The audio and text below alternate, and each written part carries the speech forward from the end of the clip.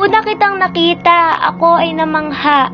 Di ko inaakala na ako ay magiging isa sa iyong mga tagahanga. Pinagtatanggol ka kapag may nagsasabi sa iyo ng masama. Alam kong di tamang patulan pa, pero minsan sumasobra na. Alam kong masakit din sa iyo ang mga sinasabi nila. Di ka lang nagpapahalata. Ang masakit pa, mismong tagahanga ang nagsasabi ngang masama ka. May mga araw na ako'y pinagsasabihan ni ina na ako'y sa'yo'y adik na. Pero anong magagawa niya? Idolo kita't adik na nga talaga. Ngayon lang ako humanga ng ganito sa isang singer o artista. Mula ngang makilala kita hanggang sa ako'y tumanda.